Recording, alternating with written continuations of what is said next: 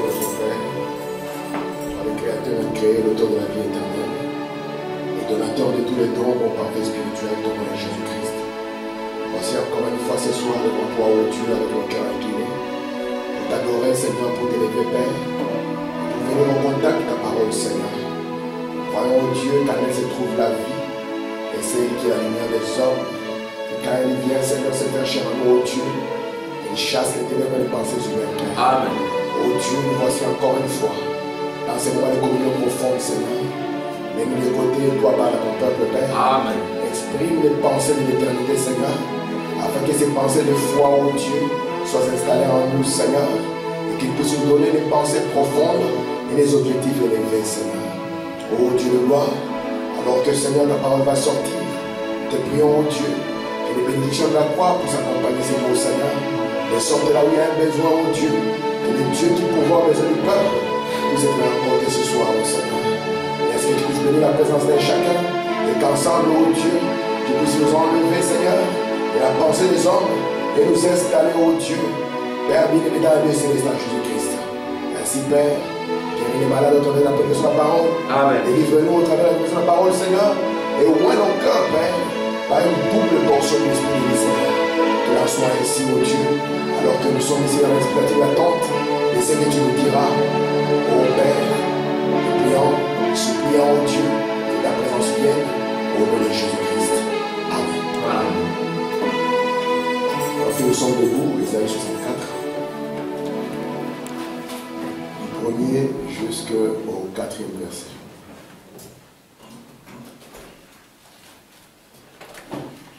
Ésaïe 64, je vais lire dans la parole. Il est écrit ceci. Je ne sais pas si vous y êtes. J'attends le prophète.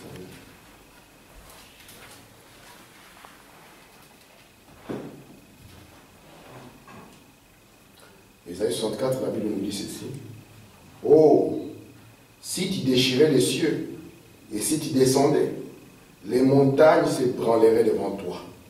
Comme s'allume un feu de bois sec, comme s'évapore l'eau qui bouillonne, tes ennemis connaîtront ton nom, et les nations trembleraient devant toi. Lorsque tu fis des prodiges, lorsque tu fis des prodiges que nous n'attendions pas, tu descendis, et les montagnes s'ébranlèrent devant toi. Jamais on n'a appris ni entendu dire, et jamais l'œil n'a vu autre Dieu que toi. Fit telle chose pour ceux qui se confient en lui. Amen. Amen. Que Dieu ajoute une bénédiction avec sa parole. Nous pouvons nous asseoir. Je vous salue tous au nom de Jésus-Christ. Amen. Et pour moi, c'est toujours une occasion de joie de me retrouver dans la maison du Seigneur afin de parler du Seigneur. Je crois que c'est une bénédiction lorsque nous parlons de notre Dieu. On va me dire, lorsque vous parlez de Jésus, c'est là où Jésus vous apparaît. Amen. Et nous allons essayer de parler du Seigneur afin qu'il nous apparaisse maintenant. Parce que nous avons besoin de son apparition. Amen. Et nous allons essayer de continuer sur la leçon que nous sommes en train de voir. Vous savez que notre thème, c'est la venue du Seigneur. Amen. Et nous voulons l'exploiter le plus doucement que nous pouvons, de sorte que nous puissions utiliser tous les éléments importants. Parce que nous croyons que l'humanité n'a pas d'autre espérance. Il n'y a rien dans lequel nous pouvions nous dire que voici la chose sur laquelle nous allons nous reposer. Il faut vraiment dire, ce qui reste à l'humanité, ce n'est que la venue du Seigneur. Et comme nous l'avons vu, cette venue du Seigneur, quand nous l'avons introduit, nous vous avons dit que cela est une promesse de Dieu. Et notre Dieu étant le seul qui ne peut pas faillir dans cette promesse, il doit l'accomplir et la tenir. Et William Branham nous a dit, souvenez-vous mes frères, il a dit que ce qu'il attend dans cette génération, ce n'est pas un réveil. Il y a des gens qui s'attendent au réveil. Branham dit, fiston, le réveil est terminé. Ce que Branham lui attend, il dit, j'attends la venue du Seigneur dans notre génération. Amen. Et Branham est parti encore plus loin et nous a dit que c'était une prophétie et enfin c'était un mystère. Et pour commencer, je vais lire une petite citation qui est dans Étroite et la porte, au paragraphe 70. Ce message a été prêché le 1er mars 1959. Amen. Et Branham dit ceci. Il dit, oh, nous avons le droit ce matin, Église, de connaître les secrets de la venue du Seigneur. Madame nous dit que nous, en tant qu'Église, nous avons les droits. Donc c'est notre droit. Lorsqu'on vous donne un droit, ça signifie que vous devez y accéder sans qu'il y ait quoi que ce soit qui puisse vous arrêter. Et il dit, nous avons le droit ce matin à l'Église de connaître les secrets de la venue du Seigneur. Amen. Et Frère Branham dit, bénis soient les débonneurs, parce qu'ils seront appelés les enfants de Dieu. Il dit, c'est les béatitudes, hein, bénis soient, parce que j'ai traduit de l'anglais, ceux qui ont faim et soif, parce qu'ils seront rassasiés. Il dit, bénis soient ceux qui ont le cœur pur, parce qu'ils verront Dieu. Il dit, les humbles, parce qu'ils hériteront la terre. Écoutez, Frère Branham. Il dit, alors, si l'Église du Dieu vivant héritera la terre, alors il n'y a aucun secret qui est gardé pour elle. Amen. Amen. Amen. Et il dit, tout ce que le Père m'a dit, je vous l'ai dit. Amen. A dit Jésus. Et Frère Branham dit, mais il ne pouvait pas le croire. Branham nous met dans une position où il dit que si nous sommes l'Église du Dieu vivant, Dieu ne peut pas garder des secrets pour nous. Amen. Les secrets que Dieu avait, il va nous les donner. Et Branham n'énumère pas seulement des secrets légers. Il dit même en tant qu'Église, nous avons le droit, c'est un droit que Dieu nous donne, Amen, de connaître les secrets de la venue du Seigneur. C'est pour ça que j'ai dit nous allons y aller vraiment doucement. Pour que ce soit notre pays, où nous pouvons dire c'est ici où Dieu nous a donné et nous pouvons rester tranquillement. Amen. Nous avons vu d'abord ce qu'était la venue du Seigneur en termes d'introduction, comme une question de recherche, parce que nous voulons démarrer les chercheurs dans notre vie. Amen. Nous avons vu, en deuxième position, nous avons parlé de celui qui doit venir. Parce que nous ne voulons pas attendre de l'imagination. Nous voulons savoir avec précision, dans cette grande promesse que nous avons de la venue du Seigneur, qui est en train de venir. Et vous vous souvenez, la fois passée, nous avons vu, en lisant Frère Branham, que c'était Jésus qui venait. C'était Dieu qui venait. C'était le prophète qui venait. C'était les sacrificateurs qui venaient. C'était le roi qui venait. De sorte que Branham a dit, c'est le tout en tout que nous sommes en train d'attendre dans la venue du Seigneur. Amen. Et au lieu que l'équation puisse devenir plus simple, nous avons vu que l'équation s'écorçait. Parce que lorsque nous parlons de Dieu, souvenez-vous, Frère Branham a dit qu'il y a deux choses que nous devons observer. Nous devons observer les trois fonctions que Dieu a eues. Et nous devons observer les trois lieux dans lesquels il a servi. Remarquez, la première confusion que nous avons, c'est la confusion d'abord par rapport à la divinité. Parce que nous avons vu avec Frère Branham que la plus grande de toutes les révélations, et même Jean, quand il a été enlevé jusque dans l'île appelée Patmos, et de Patmos jusqu'au jour du Seigneur, William Branham nous a dit que la première des choses que Dieu lui a données, la première des choses que Dieu lui a dites, avant que je ne te révèle quoi que ce soit, je dois d'abord te montrer qui je suis. Parce que le qui je suis, c'est ce qui tiendra le reste de la chose. Et Branham nous a montré déjà dans la divinité, que la divinité suprême qui est la plus grande des révélations. Il dit, vous ne pouvez pas faire des progrès si vous ne croyez pas cela. Croire en quoi? À la divinité suprême du Seigneur Jésus-Christ. Et William Branham nous a montré les deux écoles qui existent. Nous avons placé ça le dimanche. Nous avons vu d'un côté que nous avons l'école des unitaires. Et de l'autre côté, nous avions l'école des trinitaires. Nous pouvons avoir les militaires, etc. Mais ce sont les deux grands que nous avons, les deux grandes écoles. Branham nous a montré que lui, il n'est ni unitaire, ni trinitaire. Vous devez comprendre cela.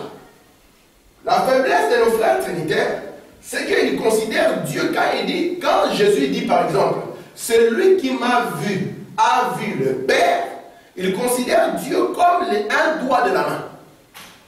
Il faut pas dire oui, il est un, mais il n'est pas un comme un doigt de la main. Et Frère Branham va expliciter ça.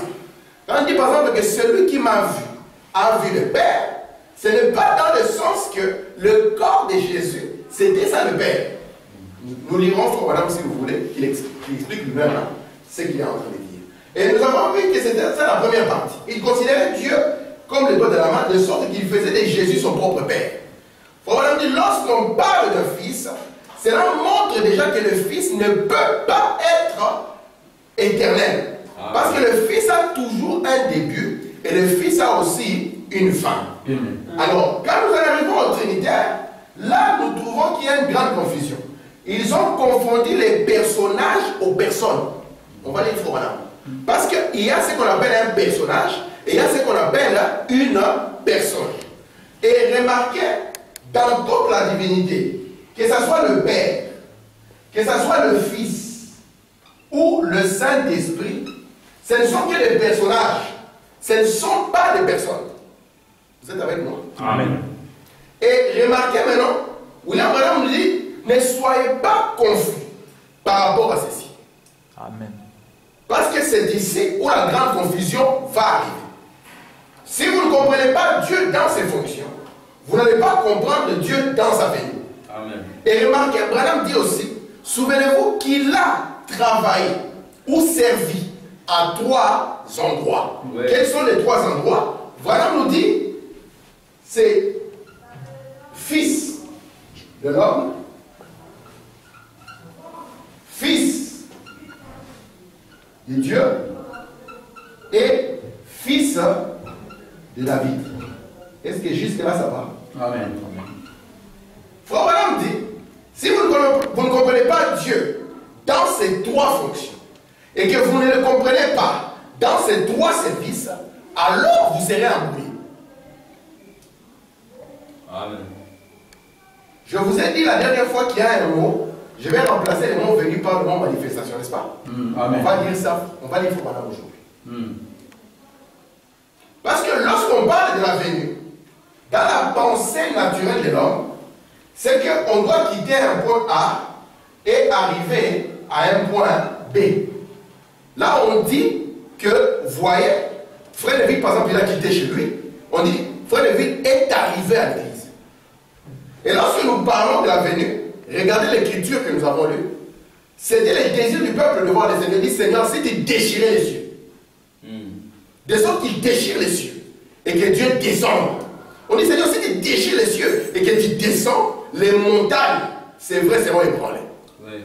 Vous voyez que l'écriture, même tout est, il le verra, je peux vous le montrer dans Isaïe. Ça a commencé très loin. Il savait que lorsque Dieu va déchirer les cieux, parce qu'on sait que Dieu, il habite dans les cieux, au-delà des nuages, et qu'un jour, lorsqu'il va venir, il déchirera les cieux. Et l'Éternel lui-même viendra. L'Éternel lui-même descendra. Vous êtes avec nous? Amen. Amen. Maintenant, nous voulons exploiter le prophète. N'est-ce pas? Pour qu'il puisse nous tirer au clair. Quand on dit le Seigneur va venir, parce qu'on va étudier tout ceci en détail. Quand on dit le Seigneur va venir, quelle est la notion prophétique par rapport à cela? Vous voulez que je dise voilà? Amen. Je vais commencer d'abord dans Hébreux chapitre 7, première partie. Le paragraphe 33. Suivez-moi attentivement. Comme toujours, je ne serai pas long parce que je vais partir par petits bouts. Frère Branham dit ceci, paragraphe 33. Maintenant, Abraham devait hériter le monde. À la postérité d'Abraham, toutes les nations devaient être bénies. Ainsi, Dieu est descendu et lui a parlé sous la forme d'un homme. Donc, qu'est-ce que Dieu a fait? Dieu est descendu. Et en descendant, il a parlé à Abraham sous la forme d'un homme. Écoutez ce qu'on a. Il dit maintenant, Dieu a toujours été sur terre. Amen. Dieu n'a jamais quitté la terre. S'il devait quitter la terre, je ne sais pas ce qu'il en adviendrait. Mais Dieu a toujours été ici sous une certaine forme. Mais comment le Dieu qui a toujours été ici, sous une certaine forme, on va dire qu'il vient? Abraham dit que Dieu est descendu et il a parlé à Abraham sous la forme d'un homme. Mais Abraham dit, mais souvenez-vous mes frères, Dieu n'a jamais quitté la terre. Il est toujours ici. Et la bombo. Je peux continuer. Amen. Amen. Très bien. Prenons donc Christ est révélé dans sa propre parole. Prêché le 22 août 1965. Je suis au paragraphe 63. Écoutez, frère Branham. C'est très bien cette citation. Un un jour, ils découvriront qu'ils ne considèrent pas une distance de 150 millions d'années non plus. Mais ils se déplacent en formant un cercle. C'est la forme parfaite, c'est l'éternité. Écoutez, exactement, vous découvrirez un de ces jours que lorsque vous allez au ciel, vous ne faites pas simplement vous envoler vers quelque part ailleurs, mais vous êtes encore ici aussi, seulement dans une autre dimension plus rapide que celle-ci. Donc Branham commence déjà à changer la donne. Il nous dit les ciels astronomiques ne nous regardent pas. C'est lui qui veut s'envoler là-bas, c'est son affaire. Mais Branham dit, vous allez découvrir, parce que les gens étaient encore des religieux. Il dit, mais vous allez découvrir un de ces jours, que le ciel que vous avez toujours voulu n'est pas dans quelque part suspendu en l'air, mais qu'il est quelque part ici aussi, mais dans une dimension plus rapide. C'est pour ça que Branham vous dit, Dieu n'a jamais quitté la terre. Mais comment quelqu'un qui n'a jamais quitté la terre, on dit qu'il est venu? C'est ça l'équation que nous devons résoudre. Imaginez que Frère Lévi soit ici et qu'il n'a jamais quitté la salle. Et qu'il dit, nous attendons la venue de Frère Lévi. Tout le monde dit, mais Frère Lévi est là. Pourquoi tu veux parler de sa venue? Vous voulez qu'on lise toujours le prophète? Mais c'est lui qui a la clé. Et vous avez le droit de connaître les mystères de la venue du Seigneur. Amen. Si vous trouvez un homme qui dit qu'il a reçu William Branham, il tient un langage et qu'il y a quelqu'un qui ne l'a pas reçu, tenir le même langage, c'est qu'il y a un fou quelque part. Amen. Vous ne pouvez pas parler comme quelqu'un qui n'a pas reçu un prophète. Parce que vous avez reçu un prophète. Et ça signifie que votre langage est différent parce que vous avez l'œil qui lit l'écriture. Parce que quand Daniel, on l'a dit scellé, on a dit que plusieurs qui liront. Et nous savons que c'est l'œil qui lit et proclame les mystères. Et nous recevons les mystères et nous pouvons aussi maintenant manger les livres prophétisés et devenir prophétiques. Amen. Amen. Vraiment, sois avec moi parce que je te vois en souffrance. Écoutez ceci. Je suis dans l'exposé. Révélation de Jésus-Christ. J'aime beaucoup cette écriture. Voilà, dit ceci. Ne soyez pas embrouillés par le fait, c'est la page 21, par le fait qu'il ait trois fonctions. Donc la chose qui va embrouiller les gens, c'est le fait que Dieu a trois fonctions. Je continue. Ou qu'il se manifeste, vous voyez le mot qu'il utilise? Amen. Qu'il se manifeste de trois façons. Dieu a trois fonctions. Dieu a aussi trois manifestations. Écoutez les manifestations. Il dit, sur terre, il était prophète. Oui. Au ciel, il est le sacrificateur. Et quand il revient sur terre, il est le roi des rois. Paul dit, c'est lui qui était, c'est-à-dire Jésus, le prophète. On va vraiment décortiquer, n'est-ce pas? Amen. Vous voulez ça? Amen. Écoutez. C'est lui qui est, c'est-à-dire lui, le souverain sacrificateur, qui intercède, qui peut compatir à nos faiblesses, qui vient, c'est-à-dire le roi qui vient. Sur terre, il était la parole, le prophète. Moïse a dit de lui, l'Éternel, votre Dieu, vous suscitera un prophète comme moi. Et celui qui n'écoutera pas les paroles de ce prophète sera exterminé du milieu du peuple. Écoutez, pour madame. Notez les faits suivants. Pardon. Notons les faits suivants. Au sujet de Jésus. Sur terre, il était prophète. Voilà, dit virgule, agneau et fils. Il n'était pas trois pour autant. Ce n'était que des manifestations. Amen. Amen. Amen. Ouais, ouais. Donc, si nous ne comprenons pas les services ici, Branham l'appelle aussi les manifestations. C'est pour ça que je peux facilement changer mon titre et l'appeler la manifestation du Seigneur. Amen. Amen. Est-ce que ça va jusqu'à là? Amen. Je peux enlever le mot venu. Pour ceux qui sont, on va dire ça, on va dire voilà. Pour ceux qui sont éveillés, je peux enlever ça. C'est pour ça que Luc 17 dans la Bible en français, vous disiez le jour le Fils de l'homme sera manifesté. William Branham dit, ce ne sont que des manifestations. La première confusion par rapport à celui qui vient d'abord de ses fonctions. Parce que nous ne croyons pas que Jésus était son propre Père, c'est faux. Amen. Jésus n'était pas son propre Père. Amen. Frère Branham me dit dans la série des Hébreux qu'il croit qu'il y a une différence entre Dieu et Jésus. Amen. Il dit que Jésus avait un commencement et une fin. Amen. Mais le Dieu dont Branham parlait, c'était Melchisedec. Il n'a pas de commencement, il n'a pas de fin. Amen. Amen. Et si c'est un peu parce que la Trinité, beaucoup de nos frères dans le message ont compris que ça c'est faux. À part le fait de l'appliquer à l'église. Parce que la Trinité, on la trouve seulement à l'église. On a Jésus quelque part, un pasteur de l'église. Vous voyez, c'est la seule Trinité qui règne aujourd'hui. Mais, quant à la divinité, beaucoup de nos frères, lorsqu'on parle de Jésus, ils ne voient que cette forme. Oui. Or, le Jésus dont nous parlons a commencé avant cette forme. Oui. William Branham dit, lorsqu'il est venu devant Abraham, c'était Jésus. Branham dit, c'était Jésus incarné. Oui. Et il dit, c'était Jésus, mais ce n'était pas encore la chair de Galilée, parce que cette chair ici n'était pas encore née. Amen. Cette chair a commencé quand il y a une naissance.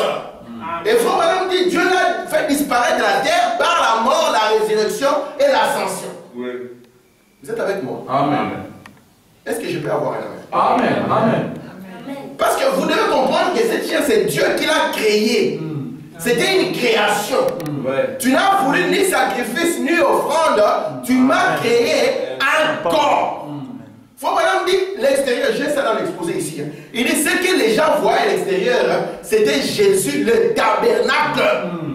C'est ce qu'il confirme même Malachie chapitre 3. Voici, j'envoie mon messager devant moi. Soudain entrera dans quoi? Dans le tabernacle. Le Seigneur que vous attendez. C'est pour ça que le même Jésus pouvait dire, détruisez ce tabernacle et dans 3 jours, je vais les rebâtir. Amen. Il s'agissait d'un tabernacle. Faut vraiment dire, c'est là où le Dieu vivant a vécu dans un être humain. Il dit, vous devez le croire pour être sauvé. C'est pour ça que Branham dit, les gens ont montré seulement le côté divin. Ils ont oublié le côté humain. C'est pour ça que quand Branham a rencontré la science chrétienne, parce que la science chrétienne, il croit simplement qu'il est un homme. Mais nous ici, nous ne croyons pas simplement qu'il est un homme. Nous croyons qu'il était 100% homme et 100% Dieu. Nous croyons que ce qui était homme était la chair. Mais dans son âme, il était totalement et complètement Dieu. La différence. C'est ça la différence. Parce que ça, c'est une forme de l'esprit. On va dire, frère Branham. Caracas. C'est une forme de l'esprit. D'ailleurs, la Bible dit que Jésus n'a même pas honte de vous appeler vous ses frères. C'est Hébreux 2. Si vous dites que je suis le frère de Jésus, personne ne va se fâcher. Parce que même il y avait des frères dans l'église qui étaient les frères de Jésus, fils de Joseph. Le frère du Seigneur. Amen. Vous êtes avec moi? Amen. Jésus était un bon ancien. Il ne se fâchait pas qu'on disait c'est le frère du Seigneur. Amen. Amen. Donc si nous avons la confusion quant à ces fonctions, parce que c'est ici où Israël a été achoppé. Quand nous avons la confusion dans les fonctions, la même confusion, nous allons l'aborder lorsque nous allons parler de son service. Parce que ceci est intimement lié à la venue du Seigneur. Amen. Amen. Parce que lorsque quelqu'un vous dit le Seigneur va venir, il faut poser la question, il va venir pourquoi? Il viendra pourquoi? Israël l'attendait pour que Dieu vienne instaurer une période de paix où il va chasser les ennemis d'Israël et tout Israël, il va les porter dans les mains comme des brebis. Il savait que ceux qui ont les cœurs troublés restaient calmes. Voici notre Dieu va arriver. Et Esaïe dit, Seigneur, forcément, déchire les choses et descend. Amen. Vous êtes avec moi? Amen. Écoutez cette belle citation d'un Dieu dévoilé, maman. Elle est bien. Je suis la Dieu dévoilé, paragraphe 9. Faut voir dit ceci. Là, il lui a resté 12. Vous savez pourquoi Jésus a eu 12? Non. Jésus a prêché l'évangile. Oui. Frère Branham nous dit que si nous regardions avec les yeux naturels, Jésus brisait la loi. Déjà, ça existe, non? Non, tu ne te souviens pas. Il l'a dit ici, à cette chaîne. Amen. Si vous regardez avec les yeux naturels, Jésus brisait la loi. Il a brisé. Ici, il vient à la chair. Alors que l'église commençait à avoir des membres et que les difficultés allaient finir dans l'église et que les pasteurs allaient enfin acheter une voiture. Jésus vient et dit, celui qui ne mange pas ma chair et qui ne boit pas mon sang, il n'a pas de vie. On va dire maintenant, frère, vous pensez que c'était facile? Non. Parce que littéralement, dans la loi de Moïse, littéralement, Moïse avait spécifié, tu ne boiras jamais du sang humain. Tu ne mangeras jamais la chair humaine. Et vous dites que cet homme vient accomplir la parole en brisant l'écriture comme ça. Écoutez, voilà. Il dit, il est resté 12. Il en avait choisi 12 et l'un d'eux était un démon. Dieu dévoilé par la 29. C'est ce qu'il a dit. Alors il s'est tourné vers eux. Personne ne pouvait expliquer ce qu'il venait de dire. Comment ferons-nous pour manger sa chair et boire son sang? Écoutez, madame. Et comment est-il descendu alors qu'il est né ici même sur terre? Amen. Il dit, je suis le Père descendu du ciel. Jésus avait une déclaration terrible. Personne n'est monté au ciel. Les frères ont trouvé avec les citations. Frère Jésus, regarde ici. Parce que lui l'appelait frère, ça ne peut pas les choquer. Hein. Frère Jésus, regarde ici. Enoch est monté. Regarde ici. Élie est monté. Toi, tu viens de prêcher. Que personne n'est monté. Amen. Et ça bon, mais ça solo. On disait que, mais cet homme est venu avec des doctrines bizarres. Très fausse doctrine. Ou c'était des fausses doctrines. Parce qu'on ne pouvait pas l'accuser autrement. Parce que dans sa vie, il n'était pas un escroc. Amen. Dans son comportement, il était on ne pouvait que l'accuser sur son enseignement. Mais comment il dit personne n'est monté si ce n'est le Fils de l'homme qui est maintenant même. Mais toi, tu es ici. Il faut même dire qu'ici, ils n'ont pas compris comment ils pouvaient dire qu'il est descendu. Mais on connaît la maternité. Imaginez qu'il y avait la personne qui avait été mariée à accoucher qui était là. Mais moi, j'étais là. Dans cette bergerie, dans cette crèche, moi, j'étais là. Comment il peut dire qu'il est descendu? Clair. Amen. Donc, vous voyez déjà que le mot descendre devient une difficulté. Amen. Dieu avait promis à Israël, lorsque vous serez dans la difficulté, lorsque vous serez en captivité, parce que souvenez-vous la promesse, c'est un prophète comme Moïse. C'est un prophète comme Moïse. Amen. Il a promis, lorsque vous serez en difficulté en Égypte, l'Éternel lui-même descendra. Amen. On dit qu'il viendra par sa main puissante. Amen. Et les gens ont imaginé vraiment un muscle qui va descendre, qui va cogner Pharaon à la tête comme ça. Et William Madame dit, on a vu un vieux monsieur de 80 ans. L'invasion d'un seul pays par un seul homme. Amen. C'est pour ça que vous dites le prophète. Alléluia. Alléluia. Amen. Amen. Vous êtes Gloire avec à Dieu. Déjà. Vous voulez que nous nous offrons voilà. Amen. Amen. Nous allons entrer dans le mystère Kénos. Parce Parce que si vous ne comprenez pas le mystère Kénos, vous êtes perdu. Quand on va attendre Jésus sous la forme de la sœur Nicole, il va apparaître sous la forme de frère Mao. C'était une sœur qu'on attendait, mais c'est un frère qui vient. Écoutez, je suis dans le paragraphe 52, Dieu dévoilé. Voilà, dit, Dieu s'est transformé. Il a changé de forme. Si vous remarquez ici dans Philippiens, il a dit, ne regardant point comme une proie à arracher. Il a pris la forme d'un homme. Vous comprenez ça? Amen. Il faut vraiment expliquer cette écriture. Écoutez. Amen. Paragraphe 53. Or, le mot grec là, pour forme, j'ai passé la journée d'hier à regarder ça, à essayer de concevoir ce que c'était. J'ai trouvé, je suis venu à ces mots, un morphée. Nous ne pouvons pas laisser ça. Non, non. Amen. Morphe en français, ça signifie forme, n'est-ce pas? Écoutez, frère. Il dit, ça s'appelle, il faut pas me payer cela. J'ai cherché dans les Grecs. Je me demande si Frère avait un ordinateur, ce serait terrible. Là. Il n'avait pas d'ordinateur.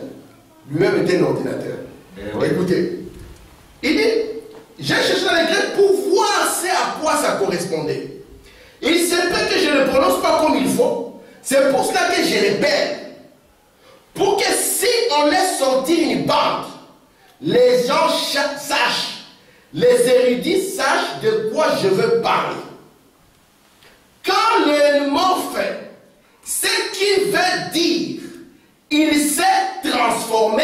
Écoutez, quand le mot fait, ce qu'il veut dire, il s'est transformé, en d'autres termes, il est descendu. Amen. Amen. Voilà. Vous êtes là? Amen. Donc, lorsqu'on parle qu'il va descendre, ça signifie qu'il va se transformer. Écoutez, je continue. Il dit, or le mot grec, ça veut dire quelque chose qu'on ne pouvait pas voir, mais qui était pourtant là. Il n'est pas la terre, il n'est que là. Vous êtes là? Quelque chose que vous ne pouvez pas voir. Écoutez. Qu'ensuite, ça se transforme. Faut madame dire, et il peut les saisir. Amen. Écoutez, faut madame. Comme Élie à Dothan, j'aime beaucoup ça, papa. Élie à Dothan, qu'est-ce qui s'est passé? Voyez-vous, les serviteurs ne pouvaient pas voir les anges qui avaient autour. Oui. Et Dieu, vous connaissez l'histoire, non? Amen. Élie à Dothan. Géasi est là, ils sont entourés, Géasi, panique à bord, pleurer, pasteur, avant que tu commences à prêcher, si c'était bien, maintenant toutes les églises sont contre nous, il n'y a pas moyen de nous inviter. Ils ont même refusé les sœurs. Là, Frère me dit, les serviteurs qui étaient avec le prophète, n'est-ce pas que les serviteurs étaient avec le prophète? Amen. Qu'est-ce que lui voyait? Il voyait rien. Il ne voyait que l'adversité. Il ne voyait que les problèmes qu'il y avait. Mais le prophète, lui, il voyait autre chose. Écoutez maintenant, frère. J'aime beaucoup cet exemple. Amen. Il dit, c'est comme Élie à Dothan. Voyez, les serviteurs ne pouvaient pas voir tous les anges qui avaient autour. Dieu a simplement changé. Maman, point. Est-ce que vous croyez au point? Amen. Il n'a pas fait descendre les anges. Alors, aucun ange n'est descendu. Écoutez. Mais il a changé ce que les serviteurs voyaient. Amen. Vous êtes avec moi? Amen. Il n'y a pas un ange qui est descendu quelque part. Dieu a simplement changé ce que les serviteurs étaient en train de voir. Et lui a fait voir ce que le prophète voyait.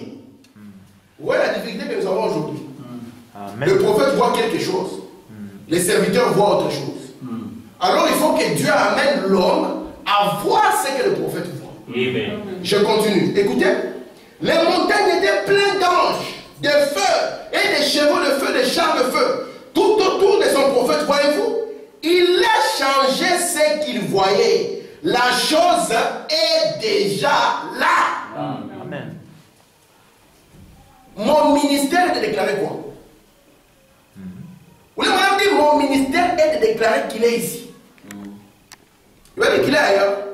Mais mon ministère est de déclarer qu'il est d'ici. Tout le temps. Amen. Vous êtes avec moi? Amen.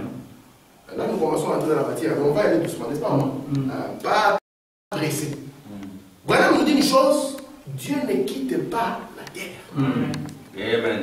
Même quand vous irez au ciel, vous n'allez pas vous envoler, niet. Personne ne s'envolera. Même quand nous chantons, je m'envolerai. Et d'abord, je m'envolerai. Prenez le dernier paragraphe en anglais, vous serez étonné de ce qui est écrit. Amen. Amen.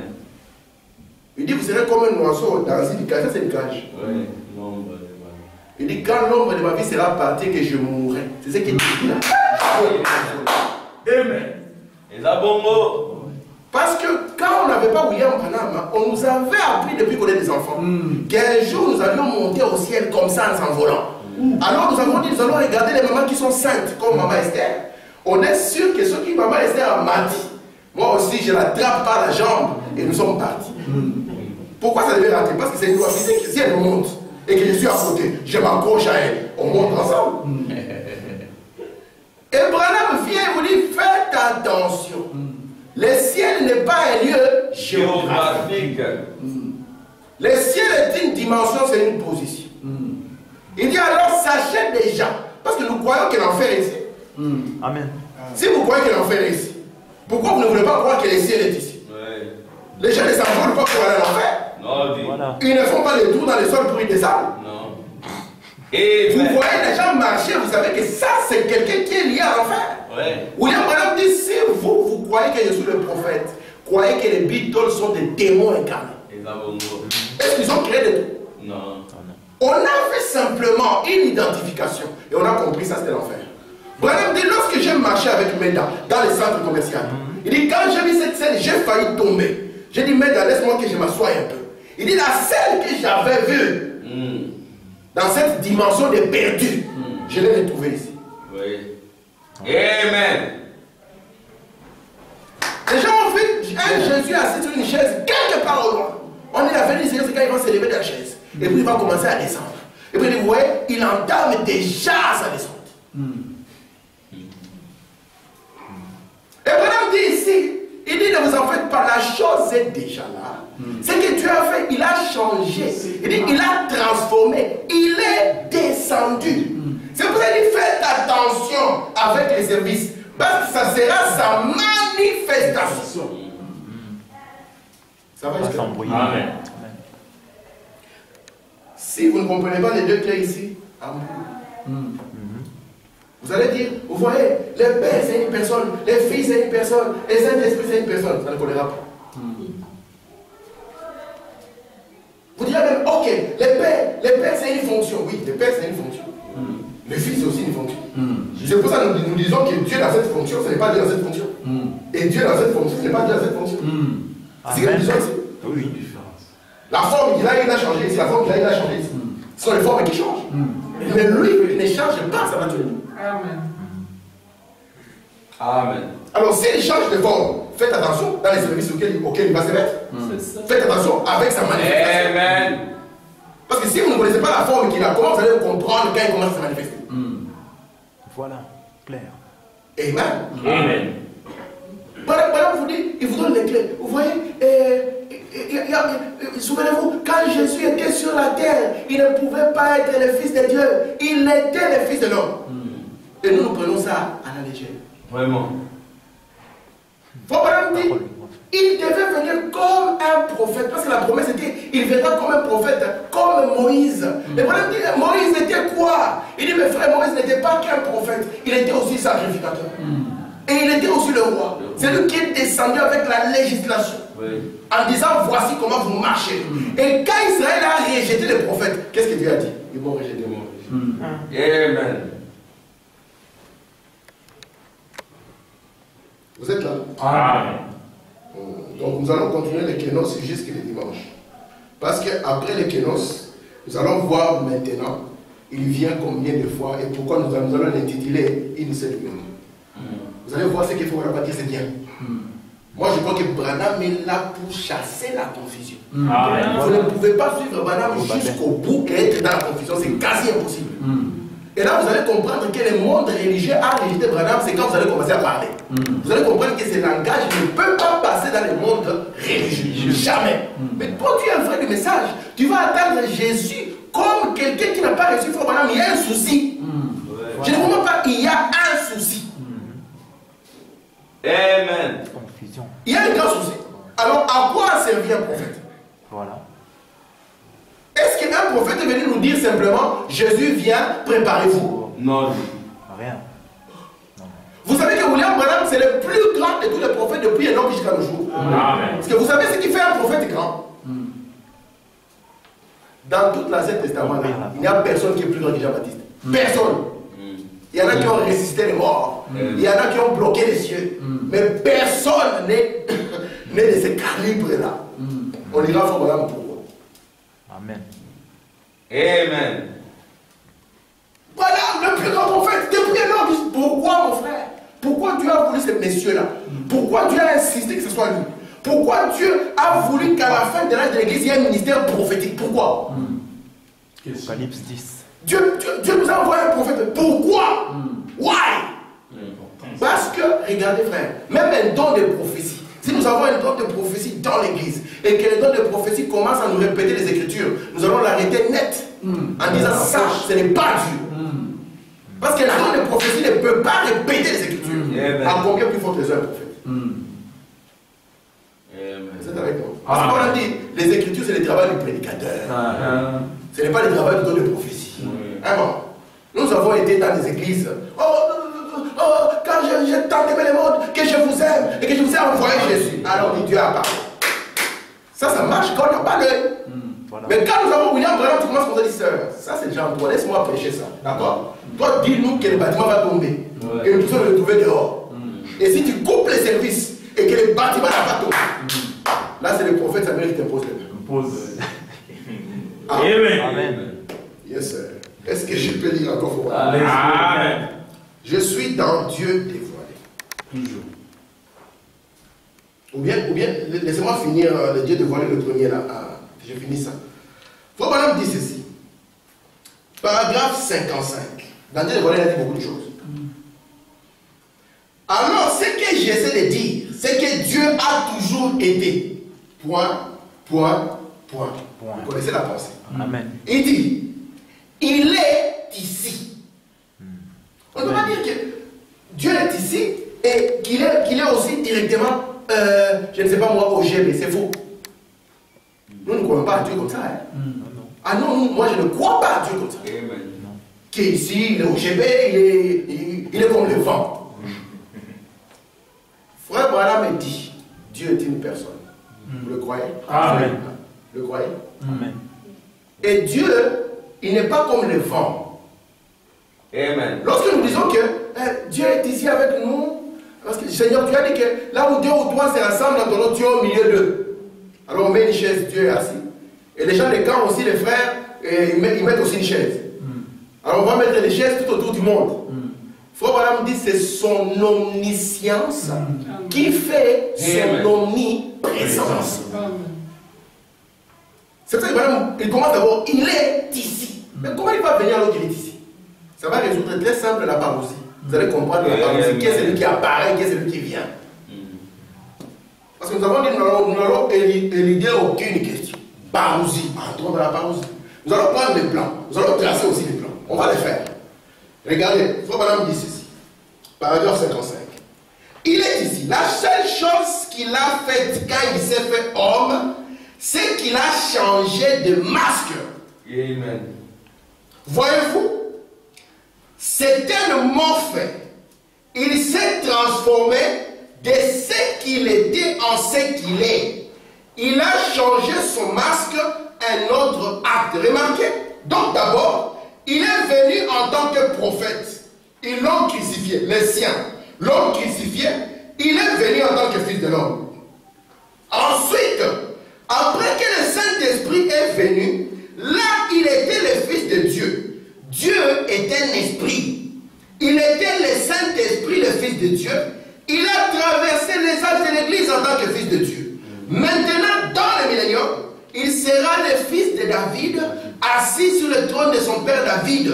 Il est le fils de David. Paragraphe 51.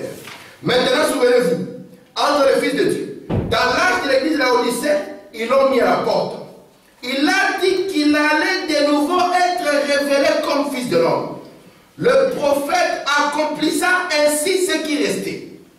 Les Écritures se tiennent parfaitement. Fils de l'homme, Fils de Dieu, Fils de David. Qu'est-ce que c'était? C'était le même Dieu tout le temps. Il change seulement de forme, elle m'a fait. Il fait simplement ces changements-là. Pour lui, c'est une grande pièce. Il joue les rôles. Amen. Donc lorsqu'il passe de cette pièce à celle-ci, ça reste le même Dieu. Amen. Ce n'est pas quelqu'un d'autre. C'est pour ça qu'il a dit je viendrai moi-même. Il faut vraiment dire les je là, c'est pronom personnel. Mais il change de masque. Vous savez que Jésus, quand il est monté sur la montagne aussi, le masque a changé. Ouais. On dit Jésus transformé, transfiguré. Ouais. Transformation des figures. C'est avec moi. Amen. Amen. Il dit ça reste le même Dieu. Amen. Mais qui change quoi? Des masques. Il passe d'un acte à un autre. Ici, fils de l'homme, c'est un acte. On ne sait pas encore ce quoi. Ouais. Il passe à un deuxième acte, fils de Dieu. Il traverse les âges. Il passe encore à un autre acte, fils de l'homme. Et puis il passe à un autre acte, fils de Dieu. Ce sont des actes. Amen. Amen. Donc, si nous disons que Dieu va descendre, mais nous sommes ici, ah, cet esprit de Dieu descend. Qui s'attend à ce qu'il ouvre les cieux et qui descend? Seigneur, descends maintenant par ta puissance viviente. Mais est-ce que quand tu le dis, tu t'attends à ce que le plafond s'enlève, les bâtiments et les voisins montent un peu et nous s'église? Non, non, non, non. Vous voyez que nous ne sommes pas constants dans ce que nous disons. Amen. Mais Branham est constant. Il nous dit lorsqu'il descend, il suffit qu'il se transforme. Il se manifeste. Amen. Amen. Je vais lire ma dernière citation d'aujourd'hui. Je suis l'entier dévoilé. J'aime beaucoup cette brochure. J'étais en train de la lire une fois. J'ai souligné. Et puis j'étais avec un frère, mon ami le frère dit. Il m'a dit, frère, Tim, arrête. Dieu dévoilé, on ne souligne pas. J'ai dit pourquoi? Il dit, si tu soulignes, tu vas souligner toute la brochure. Parce que tout ce qu'il dit, et j'ai constaté que j'ai souligné toute la brochure, il dit en fait, quand il faut laisser. Il ne faut pas souligner. Alors, lisons, paragraphe 75. Il faut faire attention aux mots. C'est tout. Voilà. C'est tout. En anglais, parfois, il y a deux sens. C'est pour ça que quelqu'un qui n'est pas du message ne peut pas interpréter le message. Amen. Amen. Oh, il a fait la langue.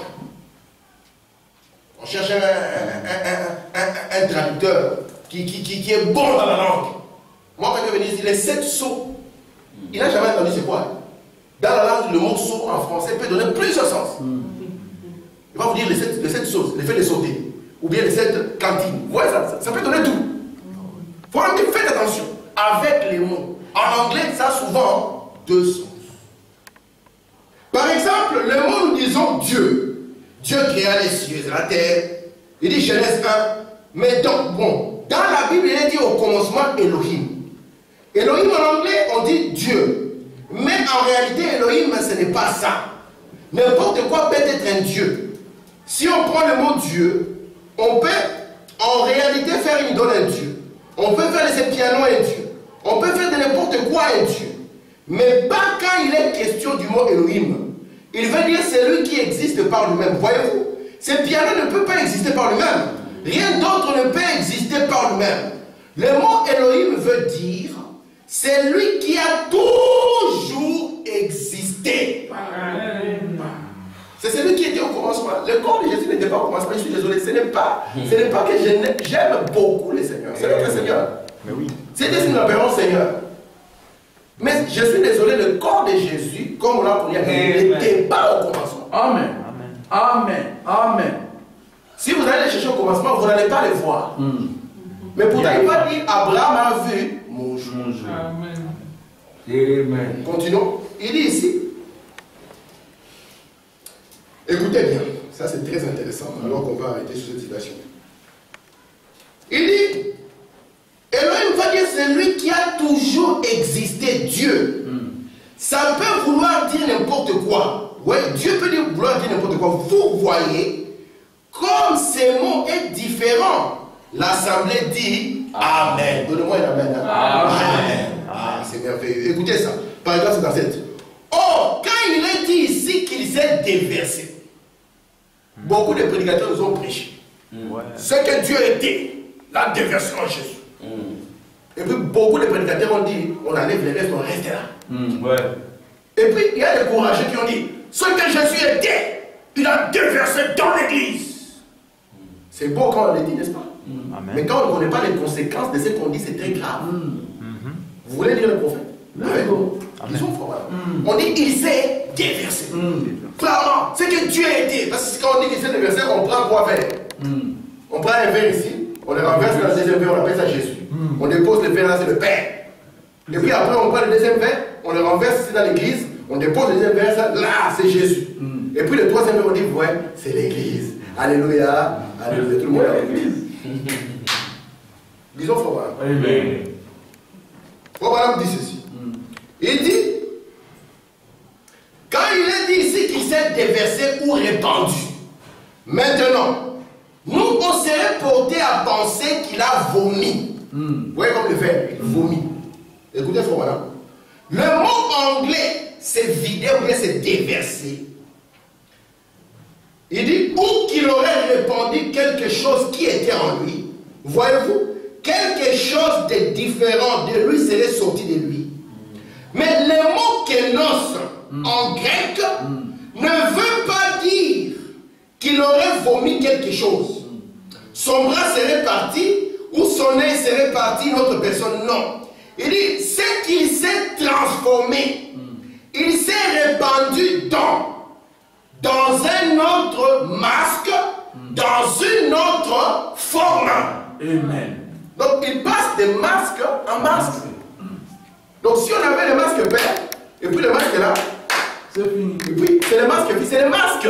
Il passe d'un masque à un autre. C'est toujours le même Dieu qui travaille. Frère Branham dit le travail, Dieu n'a pas fini le travail à Galilée. Non. Il dit il devait continuer son œuvre. Et c'est ce que Paul avait dit finalement. Il dit le ministère de Jésus qui avait commencé. Vous êtes avec moi? Amen. Mais il passe d'un masque à un masque. Si vous restez attaché à un masque, quand il va changer le masque, vous serez en train de souffrir. Amen. Même la colonne de feu, nous savons que c'est son masque. Amen. C'est ce que Madame dit. Amen. Personne n'a jamais vu le Père. Amen. Personne ne le verra jamais. Amen. Mais nous allons voir comment les fils va le faire connaître. Voilà. Amen. Amen. C'est lui qui m'a vu le Père. Nous avons les citations de Frère Branham qui expliquent tout. C'est lui qui m'a vu le Père. Vous voyez, c'est lui qui a vu Jésus là. Il a vu le Dieu le Père. Oh papa. Quel Père. Même les pharisiens qui l'ont crucifié la semaine, c'est pas vu Dieu. Parce que lorsque tu vois Dieu, ton âme est sauvée. On peut dire, en terminant, le mot grec, maman, papa, est-ce qu'on nous a pas promis qu'on aura la pluie de l'arrière-saison? Comment on appelle la pluie de l'arrière-saison? La pluie de la première saison s'appelle le mouret. La pluie de l'arrière-saison s'appelle le kénos. C'est frère Branham. Amen. On nous a promis qu'on aura la pluie kénos. Et Branham dit kénos ici, je l'ai étudié. Ça veut dire qu'il a changé de masque. Qu'il change de forme. Il change de forme. Amen. C'est pour ça que je vous ai dit, garde au Jésus qu'on vous montre en dehors du prophète. C'est dangereux. Parce que William Branham nous a dit aujourd'hui, l'église adore les diables sans le savoir. Amen. Est-ce que chez les catholiques, on invoque Satan la chair? Ils disent non, au nom de Jésus. Au nom du Père, du Frère, d'ailleurs, on invoque les diables au nom du Père, du Fils et du Saint-Esprit. Ouais. Amen. Écoutez. Mais le mot kénos ne veut pas dire qu'il aurait vomi. Il s'est transformé. Il dit, ce n'est pas une autre personne appelée le Saint-Esprit qui est sorti de lui, mais c'était lui-même. Vous saisissez? L'Assemblée dit Amen. Il s'est répandu lui-même dans les gens. Il dit Christ en vous, comme c'est beau. Amen. Quand frère a dit au frère, ouais, l'épouse est sa chair, l'épouse est son sang. Court-circuit. Amen. Mais quelle est la promesse du kénos? Vous avez dit que vous êtes le corps de Jésus. Ouais. Amen. L'épouse est sa chair, l'épouse est son sang, tu bloques. Oh. Donc ton corps, ce n'est pas ta chair et ton sang. Amen. Frère Samuel, où est le corps du Seigneur? Branham nous prêche. Amen. Discerner le corps du Seigneur. Et continue. Écoutez. Il dit ici, il s'est répandu lui-même dans les champs. Christ en vous, comme c'est beau. Comme c'est merveilleux de penser que Dieu s'est répandu dans l'être humain, dans le croyant. Et le premier croyant, c'est William Branham. Amen. Il dit répandre. Ça faisait partie de sa pièce. De faire ça, Dieu, toute la plénitude, toute la divinité corporellement se trouvait dans cette personne Jésus-Christ. Il était Dieu, le seul Dieu. Pas une troisième personne, ni une deuxième personne, ni une première personne, mais la personne Dieu voilée dans une chair humaine. Remarquez, toute la gloire qui est en Dieu est dans la parole. Toutes les bénédictions qui sont dans Dieu sont dans la parole. C'est caché à les croyants par les traditions. Voyez-vous ce que je veux dire? Mais tout cela est en Christ.